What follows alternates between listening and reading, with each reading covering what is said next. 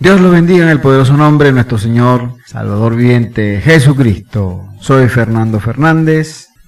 Hoy tenemos una enseñanza que va a tratar acerca del perdón, titulada Perdonar por amor a Dios. Esta es una enseñanza que escuché hace tiempo de un hermano llamado Nelson Torrealba.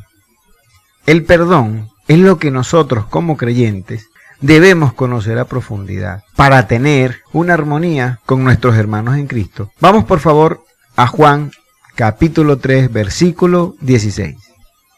Porque de tal manera amó Dios al mundo que ha dado a su Hijo unigénito para que todo aquel que en él cree no se pierda, mas tenga vida eterna.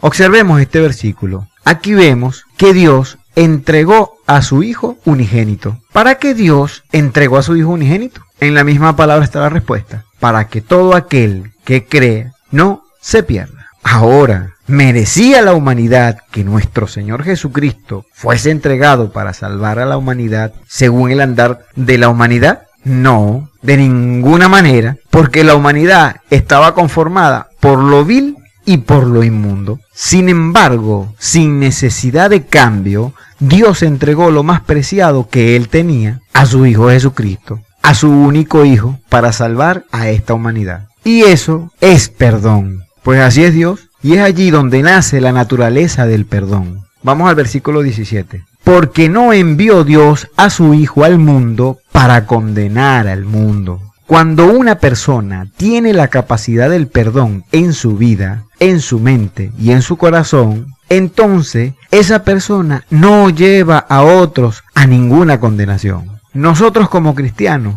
debemos tener siempre presente la actitud del perdón y no llevar a personas que han cometido errores a ningún tipo de condenación. Nosotros muchas veces, por lo general, confundimos condenación con corrección. Una cosa es corregir por amor y otra cosa es condenar. Aunque no lo parezca, cuando uno condena a alguien, hacemos triza la vida de una persona o la vida de un hermano en Cristo. Vamos a Juan capítulo 3, versículo 16 y 17. Porque de tal manera amó Dios al mundo que ha dado a su Hijo unigénito para que todo aquel que en él cree no se pierda, mas tenga vida eterna. Porque no envió Dios a su Hijo al mundo para condenar a este mundo, sino para que el mundo sea salvo por él, por el Señor Jesucristo. Cuando uno va a corregir a un hermano, uno debe ir con la actitud de que ese hermano salga a flote, deje de hacer eso erróneo, o salga de donde está metido y verdaderamente venga a disfrutar de las grandes bendiciones que el Padre y nuestro Señor Jesucristo hicieron disponibles para que toda la humanidad y en especial nosotros que también somos sus hijos disfrutemos de eso. En el perdón no hay límites. Muy bien. Muchas personas en su corazón podrían decir en aquellas escrituras que citó el Señor Jesucristo cuando le preguntaron: Maestro, ¿cuántas veces habremos de perdonar? Y el maestro le contestó: 70 veces 7. Eso está en Mateo capítulo 18, versículo 21. Vamos allá. Entonces se le acercó Pedro y le dijo: Señor, ¿cuántas veces perdonaré a mi hermano que peque contra mí? Hasta 7. En el 22 Jesús le dijo: No te digo hasta 7, sino hasta 70 veces 7. Bueno, si nos ponemos a hacer un poco de matemática y nos vamos a las habilidades de los 5 sentidos, podríamos sacar la cuenta y esto nos diera 490 veces. Entonces, es decir, que yo puedo perdonar a mi hermano 490 veces.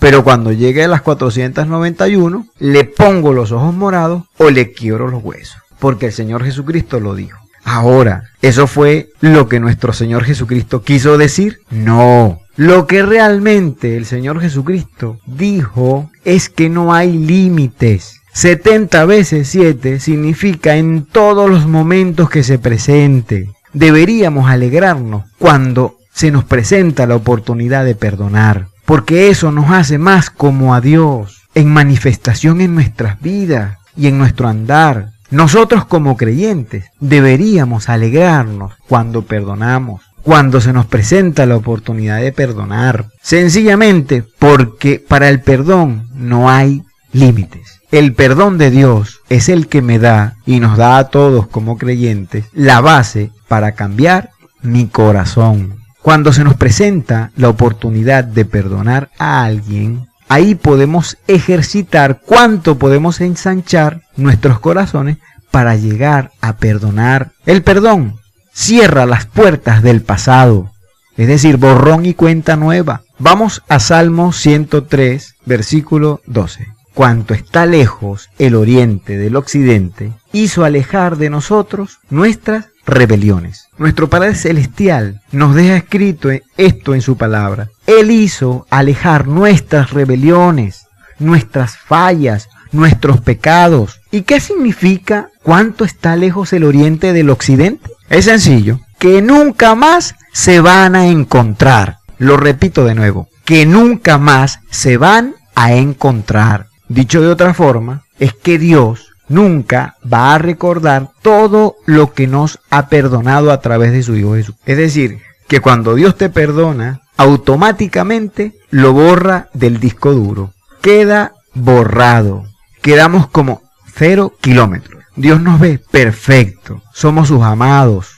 Y eso es lo que ocurre en la mente de Dios. Es así como Él nos ve. Bueno, sencillamente porque Dios así es. Y eso es el perdón. No recordar. Bien. En los matrimonios, las parejas tienen la oportunidad, puesto que conviven bajo el mismo techo, tienen la oportunidad de practicar esto a diario. Sin embargo, muchas veces ocurre que cuando alguno de los cónyuges falla, el otro le recuerda: hace 25 años hiciste lo mismo y te perdoné. Ahora mi pregunta es, ¿lo había perdonado verdaderamente? Si lo hubiese perdonado, no lo recordara. Estaría tan lejos como existe el oriente del occidente. Simplemente lo tenía guardadito para si algún día podía echar la mano a esa herramienta. ¿Para qué? Para condenar.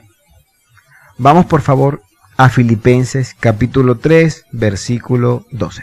Recordemos que Filipenses es una epístola de corrección de error práctico, es decir, error en el andar. Pablo en este capítulo 3 hace una relación de lo que es su vida, es decir, su hoja de vida o su currículum, todo lo que él era antes de ser cristiano. Pero Pablo, por amor a Cristo, dejó eso de un lado. Y en el versículo 12 dice, Filipenses 3:12, no que lo haya alcanzado ya, ni que ya sea perfecto, sino que prosigo, por ver si logro asir aquello para lo cual fui también asido por Cristo Jesús. El apóstol Pablo está hablando aquí que él no ha alcanzado esa perfección. Pero una cosa está haciendo, él está esforzándose para llegar a hacerlo. En el 13, hermano, yo mismo no pretendo haberlo ya alcanzado, pero una cosa hago, olvidando ciertamente lo que queda atrás y extendiéndome a lo que está adelante.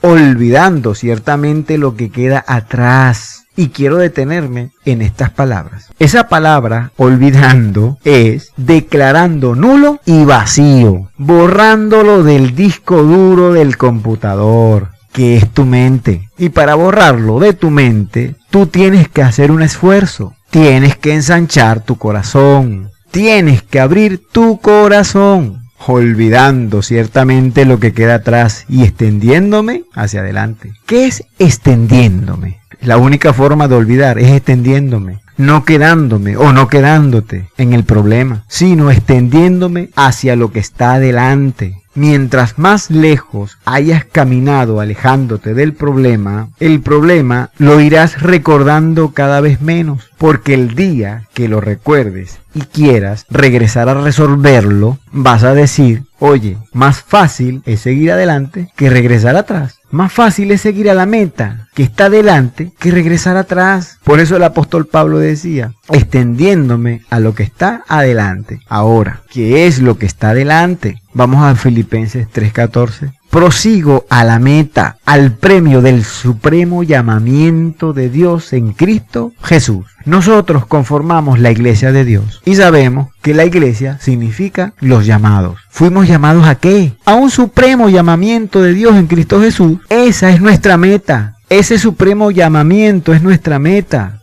Tenemos que cumplir con eso, con ese supremo llamamiento. Recordemos que el perdón cierra las puertas del pasado. Ahora, una pregunta. ¿El perdón es una cobardía? No, de ninguna manera. El perdón más bien puede ser definido como valentía. Más bien, tiene características de valentía que de cobardía. El perdonar es de valiente. El perdonar no es debilidad. Es todo lo contrario. Te hace fuerte en tu vida, en las relaciones con todos, tanto con hermanos en Cristo como en la humanidad entera. Bien, si nosotros perdonamos, vamos a dinamitar el no perdón. Vamos a desmantelar, a destruir el no perdón. Yo considero que el no perdonar es el camino más fácil para llegar a tener un corazón de acero, para tener un corazón duro, tan duro como un diamante, que por cierto es el elemento más duro que existe en la naturaleza. Y no solo duro, sino frío como un hielo. Un creyente renacido tiene que ser amable para con todos, tanto hermanos en Cristo como aquellos que no lo son. Tenemos que ser cristianos perdonadores, tenemos que ser activos, ayudar, a estar pendientes de las necesidades de nuestros hermanos. Si nosotros no presentamos esa actitud de ser perdonadores, de ser amables, no vamos a hacer el trabajo correctamente como Dios quiere que lo hagamos. El creyente debe ser ejemplo, ¿pero ejemplo de qué? Ejemplo en perdón, en amabilidad, en hospitalidad, ejemplo en todas las virtudes que nuestro Señor Jesucristo nos dejó plasmadas para que nosotros podamos estudiarlas, aprenderlas, vivirlas según ellas. Ahora, para yo conocer esto, tengo que conocer a Cristo. Tengo que ver y observar la vida de esos ejemplos, como en el apóstol Pablo, por ejemplo, como el propio Jesucristo, por ejemplo. Vamos a Mateo capítulo 18, versículo 23. Aquí en este pasaje vamos a compartir algo que se trata de unos deudores y vamos a ver la relación de dos corazones. Aquí vamos a compartir un pasaje que trata de unos deudores y vamos a ver la relación de estos dos corazones. Vamos a ver de lo que es un corazón perdonador y un corazón ensanchado y lo que es un corazón reducido o metamortizado. Bien, hay tres tipos de piedras sedimentarias, ígneas y metamórficas.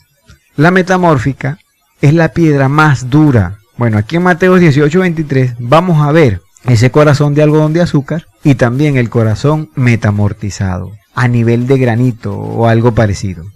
En el versículo 23 dice: por lo cual el reino de los cielos es semejante a un rey que quiso hacer cuenta con sus siervos. Y comenzando a hacer cuentas, le fue presentado uno que le debía 10.000 talentos. Quizás en este momento esta escritura no nos comunicará mucho con los 10.000 talentos.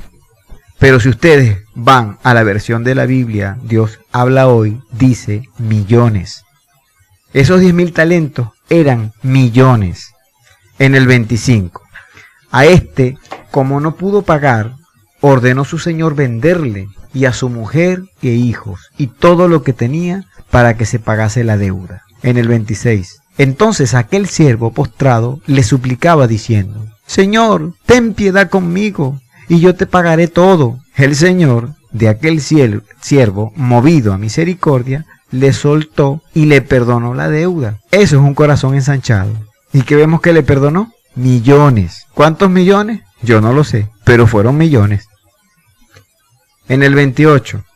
Pero saliendo aquel siervo, halló uno de sus consiervos que le debía 100 denarios, y haciendo de él, le ahogaba, diciendo: págame lo que me debes. En el 29. Entonces su consiervo, postrándose a sus pies, le rogaba diciendo: ten paciencia conmigo, y yo te pagaré todo. En el 30. Mas él no quiso, sino fue y le echó en la cárcel hasta que pagase la deuda. Aquí podemos ver el otro corazón rocoso. A este hombre le habían perdonado la deuda, una deuda de millones. Sin embargo, lo que le debía a su consiervo era algo tan irrisorio comparado con lo que él debía. Este pasaje también encierra lo que Dios nos perdonó. Nunca, nunca debemos olvidar cuánto Dios nos ha perdonado. Debemos tomar esto en cuenta antes de tomar una acción hacia alguno de nuestros hermanos. En el 31, viendo sus consiervos lo que pasaba, se entristecieron mucho y fueron y refirieron a su señor todo lo que había pasado.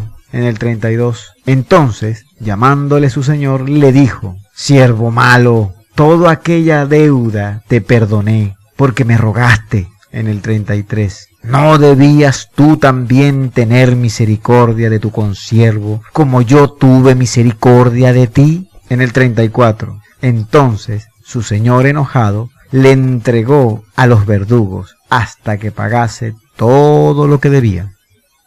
Muchas veces nosotros nos olvidamos de esa relación, que nosotros fuimos tomados de lo vil y de lo inmundo, que ni siquiera merecíamos la salvación, que no habíamos cambiado nada y en muchos de los casos todavía seguimos actuando conforme como éramos antes de ser renacidos. Recordemos que nosotros venimos de lo que no sirve y nos perdonaron. No seamos duros de corazón. Vamos por favor a Lucas capítulo 15, versículo 29. Aquí queremos resaltar la relación horizontal del hermano que fue perdonado. Lucas 15, 29.